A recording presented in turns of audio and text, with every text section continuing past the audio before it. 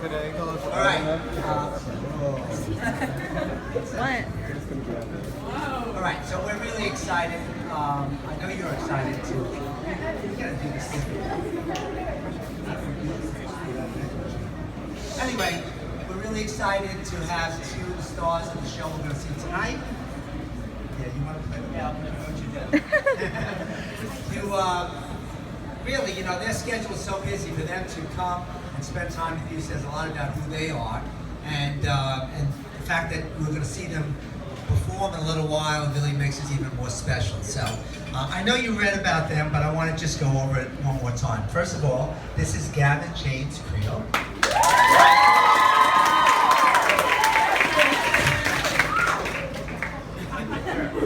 He's playing the role of Kadai. Gavin has earned 2 Tony Award nominations. One for originating the role of Jimmy in Thoroughly Modern Millie, and one for his performance as Claude in Hair. Gavin also earned the Laurence Olivier Award for originating the West End version of Elder Price in the Book of Mormon at Prince of Wales Theatre. He then you played that on a national tour and on Broadway. Yeah. His other Broadway credits include Mary Poppins, Rakasha Fall, and we're really, really excited to have him here. Let's give Gavin a big round of applause.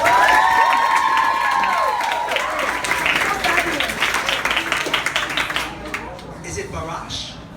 Barasch. Nicholas Barasch is, are you really 17? 18. He's aged since his bio.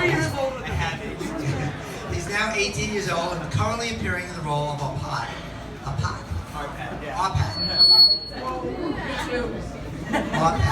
And you'll understand, he's really the only young person in the whole show. So that's really cool. And you will see what an important role that is. He made his roundabout debut as Deputy Master Nick Pricker in the acclaimed Broadway revival of The Mystery of Edwin Drood. And played the role of Kiddo in West Side Story, which is a show that we're doing in our high school this year. So that's really cool. Regionally, he's performed in the new musical Because of Winn-Dixie, which is where he met Kylie McRae, which is in Winn-Dixie. Originating the role of Boyd McGowan. Okay. So we're really happy to have Nicholas. Let's give him a round of applause.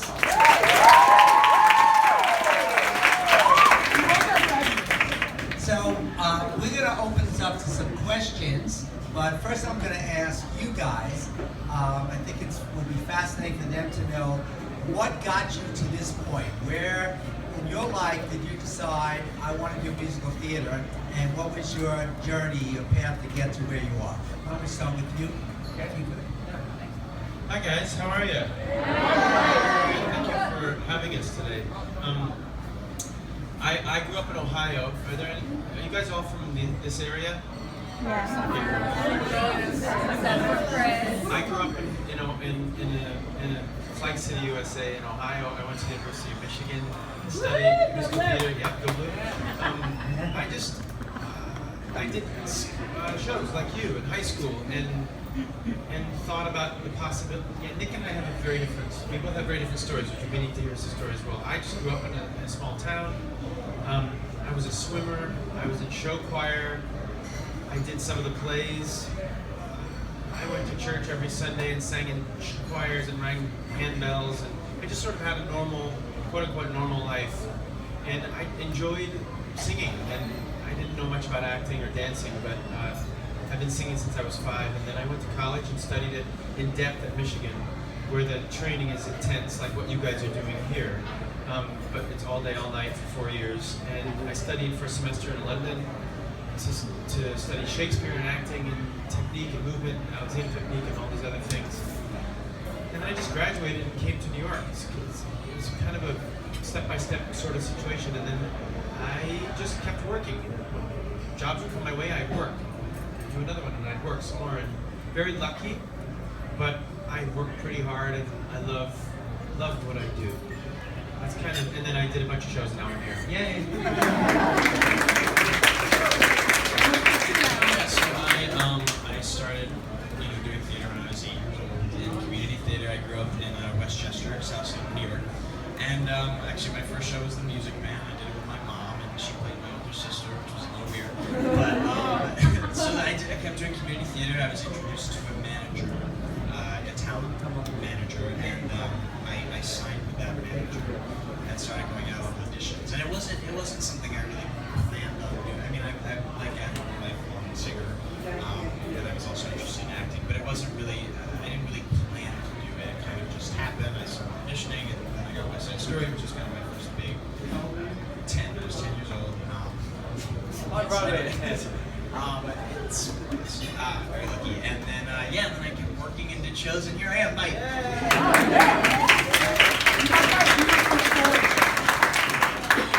Now, obviously, two very, very different paths.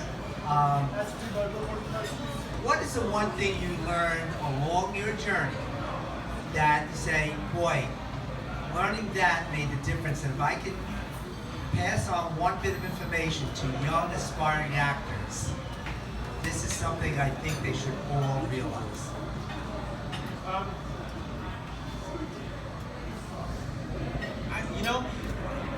I'll give you two thoughts. There's a million, trillion, quadrillion things that figure into being an artist, to being an actor, to being a musical theater performer, or just straight actor. But I'll do one technical thing and then one philosophical thing. The philosophical thing that I always think about is how you treat people is more important than how good you are on stage or how much talent you have. Because I've gotten jobs based on the recommendation of people about them just liking who I am and liking to spend time with me. When you're in a theater environment, you're living, sleeping, eating, breathing the show. You're in that space with those people all the time. We're in rehearsals from 10 to 6. We're in tech from 10 to midnight. We're in previews. It's just a family, and you have to do the same show over and over again. If you just have a crappy reputation, you're not going to work. And if you work, you might work a little bit. It happens. So I would say philosophically, even when people tick you off, be kind. Kill them with kindness, and try to go back and be honest and interact with those people in that way. And technically, I think breath. Understanding what a complete and total breath is, to use the entire capacity, and then to speak on that breath and make sure that the energy is going out of your body until you're out of there, and then you pick it back in. Voice teachers are not It's so true. Understanding your breath, it's not just voice, it's dance as well. I mean, everything is the root of everything. Acting, when you have an idea as an actor, it usually always comes with an intake of breath. You think about being surprised by something, or let me think. You start speaking before you start speaking, and it's the first thing you say, the first thing you sing, the first thing you do is always the breath. And learning how to completely engage that in all parts of your body. Technical and philosophical, those are my two little things. Kind of interesting. We've been offering these electives. We have we have 6 sessions. In one session, we give them 5 or 6 things to choose, and we put them in groups, and they can. One of them we offered was breathing. Take it. We had to cancel that session Nobody can. because not enough people signed up. We're going to offer it again after your words of wisdom, and I bet a lot of people are going to sign up. You guys, you can sit in a room. You can sit in a room for 2 hours and just breathe, and you'll be a better actor at the end of those 2 hours. I guarantee you. You'll be a better dancer. You'll be a better singer. Understanding how to do it, what are the exercises that can engage your back, your lats, your stomach, your diaphragm, understanding what all this is, how a lot of you, I bet, are singing like this, breathing in your shoulders, bad news, take that class, it's everything. So true. And something that we have said before, and I honestly experience it even on the high school level, is that people like to work with people they like. And when it gets close between talent and levels and characters, and you really like that person, and this person's been a pain in the neck and it's been difficult in the past, it's obvious who you're going to choose. So, remember that, and with all the people you interact with, not only the director, we've had young people who are, super nice to us and then vicious to each other. And it all comes back to us, and we know about that. So that type of thing, the fact that people like to work with people they like, being nice is really, really a great point. Thank you for making it. Yeah. Okay. I'm gonna say something it's kind of a hard truth, but rejection is the name of the game in this business. And I think that when you start to realize that every single person you're going to get rejected way more than you're going to get accepted to anything. I mean, any actor, the best of the best. So kind of trusting yourself and doing the best job you can for auditions, preparing as much as you can, going in and then forgetting about it. It's so hard to forget about it because you want people to get attached. But you're probably going to get rejected, and you kind of have to live with that and just give it your all each audition, and then maybe you'll get something. You know, it's tough, but I've learned that kind of from a young age, being rejected, and you're going to go through a lot of that, and you just have to trust yourself and keep going. And Does that sound like any of you heard already? Yeah. I don't know if you guys know Michael Kostrov, but he's doing an audition. He did an audition work for Shoppers, and the first thing he said that they need to say to yourself as you go into auditions, I'm not going to get this job. And then once you realize you're not going to get it, you don't have to worry about all those other things. You're just going to have fun. So I think to maintain the possibility should always be in your back pocket. I think probably what he was saying is that you're not getting the job, so go in there, give your one-night only performance, just do it, enjoy it, and like say, oh my gosh, I got to play this awesome part, and then I'm done forever. I get to play this role for one night. All right, great. I want to open up to you guys. Questions that you have that you'd like to ask either one of you. Good night. Thank you. Emily. Now it sounds like they handled it differently. How growing up did you handle school?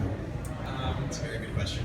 So I went to a regular public middle school, public high school for most of my life until junior year, and I moved to the city, and I started going to professional children's school. That's where I still go now. I still haven't graduated yet. It's a long story.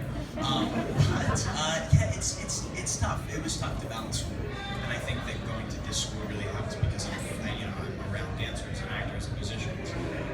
But I would live in Westchester, and I would have a commercial audition, and I'd go into the city, and it'd be a 5-hour round trip, and I'd get home, and then I'd have all this homework to do. And they didn't really understand. My teachers didn't really understand, me being a professional actor. That didn't really cross their mind. So, it was tough. But I think if you surround yourself with family members who support you, you can get through that. Oh, I woke up, I went to school, I came home. That's pretty much my life. I went to college, studied it, met a bunch of freaks like me. That was it. So what I'm curious when you said you went to Michigan, because now it's so difficult to get into Michigan's performance arts program. We've had some students who have been successful. We have a number of them who have not been successful. See, it's different. I really don't. I mean, we're hearing 800 applicants for 10 positions. 1,100 auditions last year. 1,100 auditions for 20 spots at Michigan. Yeah. Question. How hard was it to learn the choreography for the song Broadway? Nice and loud. What was that? How hard was it to learn the choreography for the song Broadway? Oh, okay. So great question. So you definitely are familiar with the show. Yeah. How hard was it to do the choreography that you did, which you danced on the Tonys, right? So anybody watch the Tony Awards here? Yeah. Okay, so you saw Gavin dance there. So how difficult was that? You both were there. Okay, but you did the big dance. So how difficult was it to learn that choreography? It wasn't that bad, to be honest. It's more musical staging to me than dance or choreography necessarily. There's a couple little flourishes here and there. I mean, I think it goes without saying that number is all about Jane Krakowski slamming herself into the splits. The song itself is kind of an innocuous little bossa nova. It's kind of a sweet song, but it's not. It's a forgettable number, and it's now, thanks to her and her splits, not that forgettable. I did very Mary Poppins in London, actually. I didn't do it on Broadway, but I did it in London for about a year and a half, and that was hard. Like dancing-wise, that was pretty intense. And Book of Mormon, if you go, has anybody seen Book of Mormon by any chance? It's probably, yeah, it's a little obscene, but anyway. It's deceptively hard, that show, because you're constantly moving. As Elder Price and Elder Cunningham, even though it looks like you're just doing little step touches, it takes so much energy to be that peppy and that positive and perky for 2.5 hours. But this one it was not so bad. I have a shoulder issue and a lower back issue, but it's because of the dip and the splits, doing the same thing over and over again. But that's because I'm old. You guys don't even have to worry about that for a long time. I mean, every time I've seen Jane, she's hysterical on stage. Is she that funny off stage? She is. I could have done that. Yes?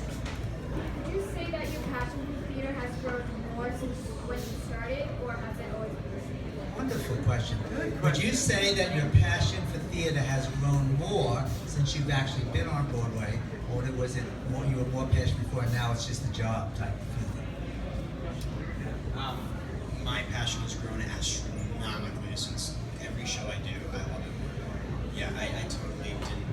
And I think I'm young like you guys, and so I think just learning, the more you learn, the more excited you get about something. And I've been really lucky to work with amazing people. So every show I do, I get more excited. Yeah, it's grown for me. It's also it's shifted. What it is to me has changed as I've gotten older.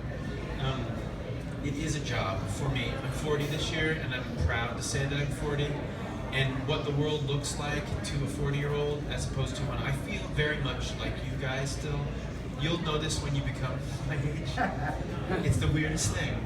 You get older and you look at younger people and you go, well, you're clearly younger, but you have no idea. You only know what it looks like looking up towards me and thinking that I've got it figured out. I don't know what I'm doing. I literally have no clue. I'm making this up as I go, and we all are. That's like the one life lesson that we're all literally just going, I gotta wake up today and I wanna try to affect some change in some students, or I wanna help inspire somebody, or I wanna help connect with an audience, or the fact that what I get to do for a living as a job, and I get paid and pay the bills and feed my dog, and that I get to do it by putting on a costume and running around on stage for 2 hours is the ultimate privilege. It is not my right. And that, if I can leave you with anything, it is not your right to do this. You don't deserve to be on Broadway. Nobody does. It's your privilege to be on Broadway. Or to be in a show. Screw Broadway. It doesn't matter if you're doing it here or there. It's a privilege to get to do this. It's not I don't deserve to do it. It doesn't matter how good I am. I have friends of mine who are so talented, and they quit the business, and they're 10 times more talented than I am. It's a blessing. It's not a right.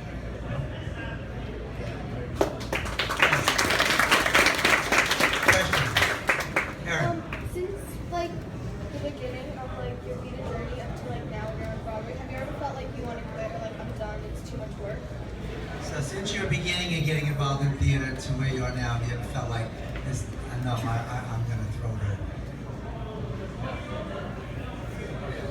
Yeah, like every couple months. I'm not even kidding. Like when I turned 30 10 years ago. Hey, I was a quick math.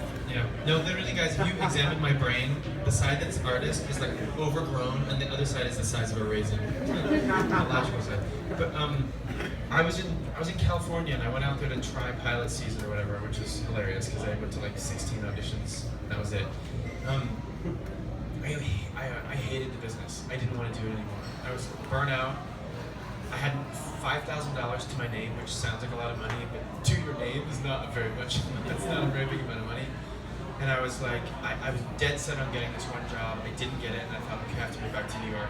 I have no money. I'm 30 years old. I've already been nominated for a Tony Award. I thought when you get nominated for a Tony Award, you must be rich then. It's a lie. You think you have your life figured out, you know what you're doing, and I just was I think I'm gonna quit. I think there's got to be something else, because I'm not enjoying my life right now, and I have to enjoy my life. Well, I came back to the city and I didn't get that one job, and then they called that. It was Mary Poppins. I thought I was going to do it on Broadway, and they were like, no, you're not going to do it on Broadway, but would you consider doing it in London? And I went, you know what? Why not? I have no idea why I'm going to London to do a show. And it changed my life, and I got my hunger back for the business. That was like a big turning point for me. And then I came back and I got a job. About 2 days after I got back, I got Godspell. I was going to play Jesus on Broadway in Godspell. And I waited around 9 months, and I did an audition for West Side Story because I already had a job, and I was like, I really want to play Tony, but I'm not going to audition for that because I did an audition for a bunch of stuff, and I waited, and they postponed it. I was losing money. I was spending my money, and then Godspell got canceled, and I was like, you know. And if Godspell hadn't gotten canceled, I would have said yes. If I hadn't taken Godspell, I would have said yes to replacing the guy in Mary Poppins on Broadway. And if I was in Mary Poppins on Broadway, I would have never been available for the hair audition. And I got hair, and hair changed my life. Changed my life on stage, off stage. It was the greatest theatrical experience of my career thus so far. You can't doubt the process. You just keep, like you said, you just keep going forward. But yeah, I wake up some days and I go, do I want to do it today? Oh. But then I get to the theater and I see like this guy, who's one of the most talented people I've met in a long time. And I go, oh yeah.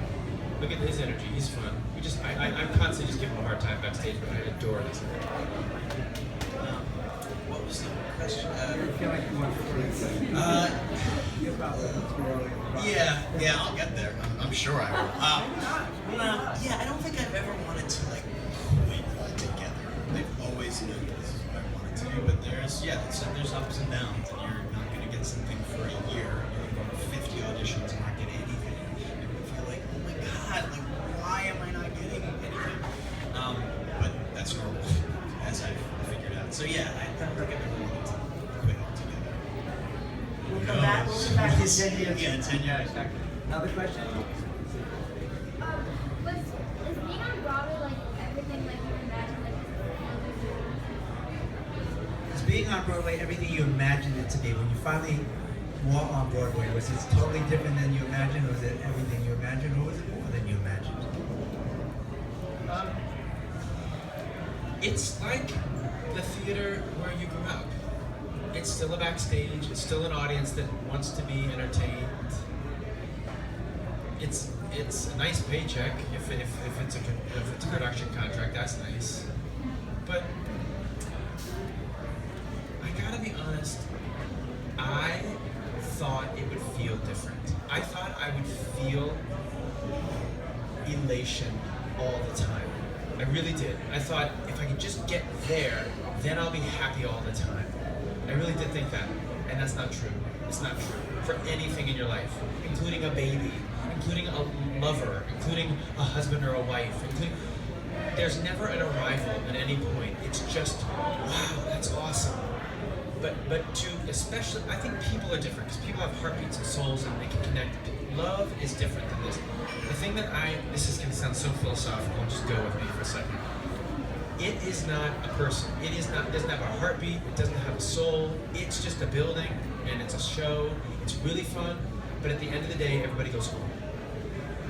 And hopefully when you go home, you have a great friend or a great partner or a great family. That's the best thing. So Broadway, it's a theater, it's fun. I love the community of theater, but it's just like what you're doing now. Just the talent is possibly a little higher, but I doubt it because this room sounds pretty fierce. I would agree with you. Yeah, maybe it's theater, but the sets are a little bigger and the costumes are a little cooler and the audience is a little bigger. It's just like everything is like up a scale. But yeah, you don't necessarily feel that. You don't necessarily feel like, oh, I have to be like, it's theater.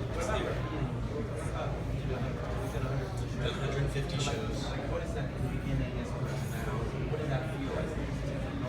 Yeah, you have to kind of, when you do that many shows, you kind of have to, you get into a rhythm, you get into a routine, but you have to kind of find little, and I've learned from Gavin and from Morgan and Andy, especially, I think you two especially, because they both find little things every night to tap into, and because you have to be real in the moment and change it up, a little else you're doing the same thing and it gets robotic. So I'll hear Laura or Gavin kind of like do a different line reading, and it's a gift. I don't know, you've probably been taught this. Like, it's a gift when something's so in the spur of the moment, and then you get to react off of that. And like he'll give me a look at his last number, grand knowing or something that's like, oh, okay, like he's pissed off, and that kind of makes me feel something. So yeah, little changes. Do you still do off-Broadway as well as Broadway? Would you still accept an off-Broadway show? A small. Listen to that. So you guys, do you guys know what the difference is between the two? Do you know the technical difference? Anybody? Test? Yeah, back in the corner. Say that loudly, please. Do you know what the number is? 499 or less. 499 seats or smaller is off Broadway. 500 seats or more. It's 500, right? Right? Yes. 500. That's the only thing that makes it. Well, that's the thing that technically defines it. I mean, there can be a theater on Broadway, as there. I don't know if there are any. There used to be, but there could be a theater on the street of Broadway. I did a show on Broadway at the Second Stage Theater, and it was an off-Broadway house because it was like 100 seats, but it was typically on the street of Broadway. So the quick answer is yeah, I would. It's just a lot harder when you get, and you live in New York City, and it's expensive to live here, and you live here longer. It becomes challenging to take off-Broadway contract after off-Broadway contract because you have to pay your bills. Yeah, it's a lot less money. The roundabout is a whole other conversation because it's very different. But yeah, I would. I try to follow projects that are, for me now, if it's not fun, I'm not doing it. And fun could be something that's really dramatic and really exciting. Oh, that sounds fun. For me, it's like, am I gonna have a good time doing that show? For any reason, because of a person, or no, that's not true. Sometimes even if I like the person, if the part is crappy or the script is, I'm not doing that show. But yeah, I do off-Broadway again. Another question? Yeah. At times, I know that Broadway, I believe it's 9 times a week. 8 times a week. Eight. Sometimes 9, actually. Do you guys ever wish that you could have like one day off where you don't have to go to Broadway or anything? Yeah, of course. I mean, Good question. well, yes, I think the matinees are tough. Doing 2 shows in one day, and I never realized this with the other 2 Broadway shows I did because they were small parts, and I was like had so much more energy, and I just loved. Like I would do it 30 times a week, but now like I'm singing more, I'm doing more. It's definitely like it definitely feels like working, and I know that kind of sounds weird, but it does. 2 in one day is not. Tell them about, like, it's 2 hours, right? Right, it's 2.5 hours. What is it really? Yeah, I mean. What your whole day before? Oh yeah. You say you sing more, this is more saucy, so you can't. What do you feel? How does it influence the way you spend your day? Yeah. Oh, yeah. So I'll wake up late. Like, guys, I woke up at 1 p.m. today. I'm sorry. I know. But yeah, and then you get up and you eat breakfast and you do whatever you have to do. And then for me, it's school, some schoolwork, and then you have to warm up and then you get yourself energized and go down to the theater and do the show and then go to bed. And you're gonna make up. Yeah, makeup and costume. How long for the show is you call? Yeah. 7:30, so a half hour before, which is not a lot, but a lot of people get there. They get there like 7, maybe 7. And then a lot of time you have people after that you entertain, and you take them backstage and you give them a tour, and then you meet the people at the stage door and you sign autographs, and then you go home, and then you have to eat a second dinner because you're really exhausted, and then you have to kind of like come down off of it. It's kind of like a high, and then you go to bed. Yeah, I'm sorry, that wasn't a great answer. No, it was. No, it's cool. It's like a day in the life of Nick Barasch. The one thing I want to say to you is the thing I miss the most is dusk. I miss watching the sunset and watching New York City kind of turn its light off, because we go in when it's light and we come out when it's dark. That's the thing I always miss the most. Like, it's the best time, and you, especially, was Manhattan Henge late recently? Was it a couple months ago? Happening again this month. Is it? Yeah. Oh, it's on the list. But we can never see it. Maybe on a Monday, I don't know. Yeah. Oh, that'd be amazing. I'll look it up. Manhattan Edge is like this thing where the sun goes perfectly down from the west, all down every street across town, and it's just so great to watch the sun drop down. And I miss dusk. It's so silly, but going out at night with a friend and going and sitting in a cafe and watching the sunset and having dinner. We could do that on a Monday night because that's our one day off, but yeah, I'd like to have more days off. Real soon, hey! Yeah, we're closing. Yes.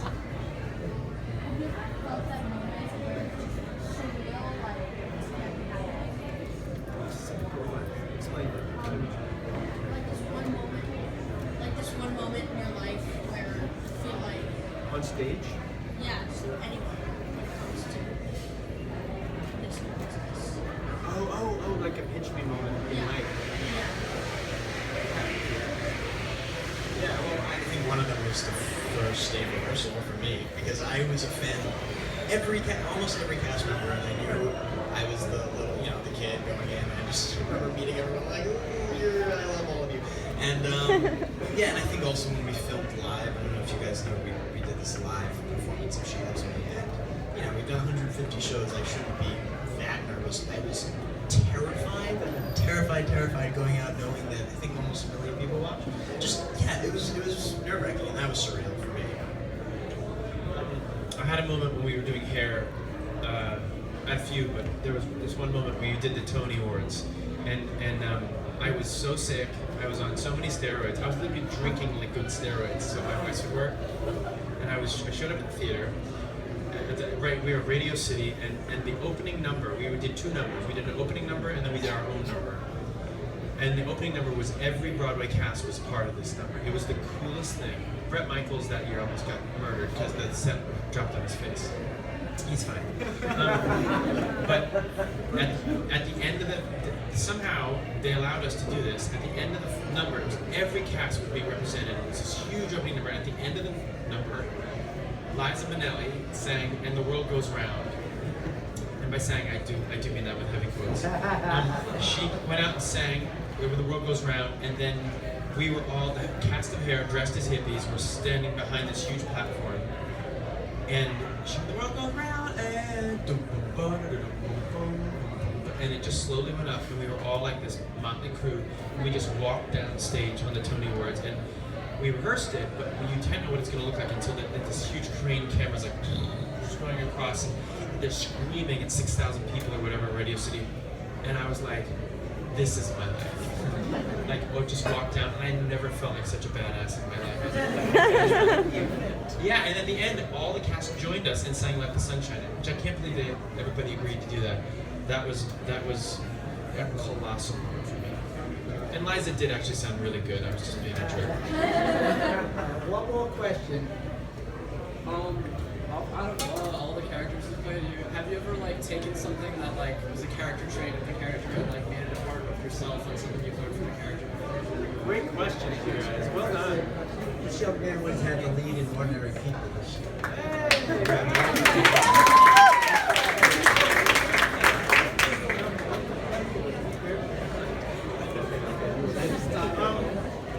I go the other direction. Like for the longest time, I took offense to people saying they see me in a show and they go, "Oh, you're just Gavin up there." I get so annoyed because I'm like, "No, I'm not. I'm Bert, Mary Poppins. No, I'm not. I'm Kodai."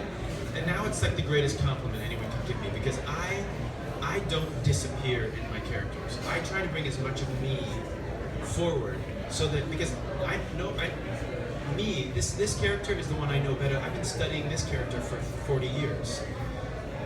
That said, I don't move like Kodai moves. I don't speak like Kodai speaks. I don't hold my body the way that he does. But those are all the things I try to find who he is and what does he want and how is he gonna get it. Those are all the fun things as actors. Like, what do we want? What are we gonna do to get it? What's in the way?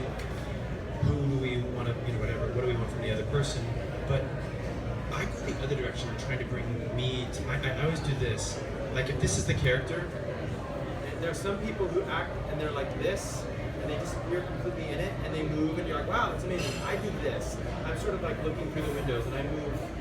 so there's always parts of me, and it's all this stuff like Nick, we'll do a scene at the end when I leave in the show. Are you seeing the show tonight? Yeah. We'll be in it. Well, tonight we're filming for it's a really special night. We're filming for the archive for Lincoln. Thank you for Lincoln Center.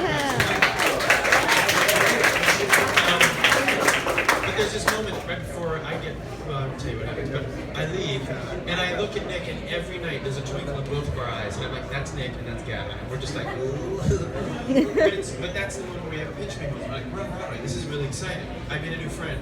I have a colleague now up here in the business, but then there's other times where there's great moments where we have to watch a scene, and there's a big argument, and I clock, and they're not looking at me, I clock the other actors on stage, and I get, Nick is really focused, and I go, like, I'm serious, it locks me into going, this is a serious moment.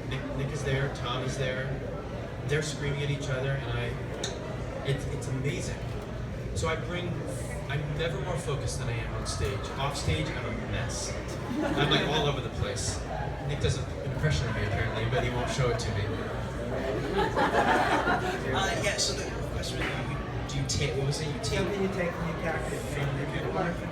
Yeah, I mean, I've learned, I think you look at your character and you're like, okay, how am I similar to this character? How am I different from this character? And I think that's really, that kind of teaches you in a sense. I mean, I know that Arpad, the character I play, I'm cheerful like Arpad. I kind of have an ambition like Arpad. You know, I know what I want, but I don't think I'm as, I think I have more of a filter than Arpad. I'm more cautious than him because he, you know, I mean, you'll find out there's an event that takes place and it's kind of tragic, and he kind of takes advantage of that event to get a promotion, a job promotion, and so he's, you know, there's a hospital scene, but I don't think I would be that forward in terms of getting what I want. But Yeah, right.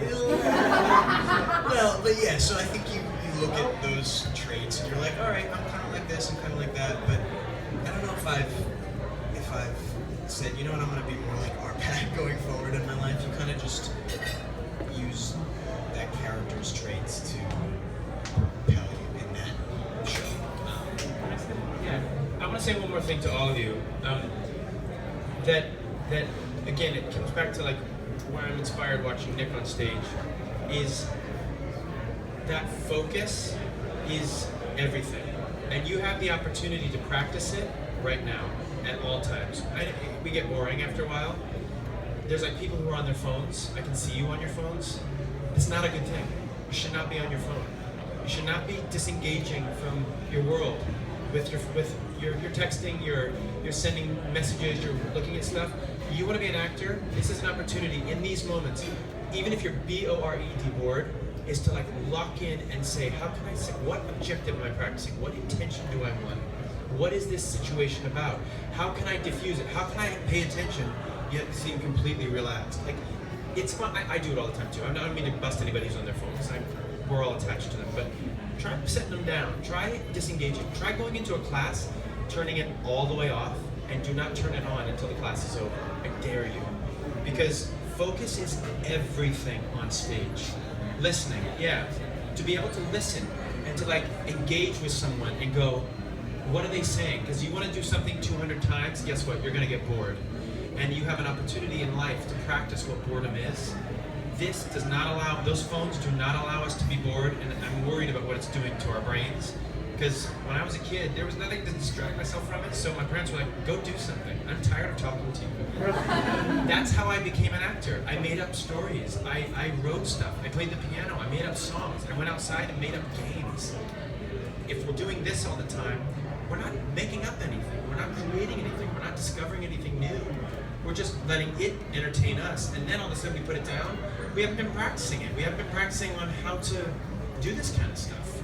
So have to think about that. As if this is what you want to do and pursue, disengage, like unplug, and go, okay, I'm bored, because you will get bored.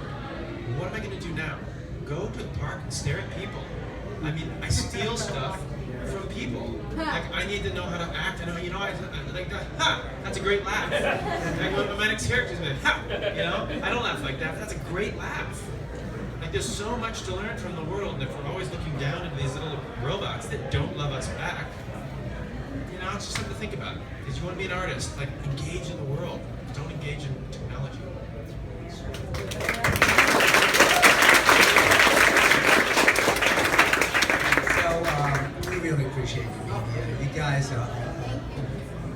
incredible performers by great people. We saw that, and that's the best lesson I think all these guys can learn.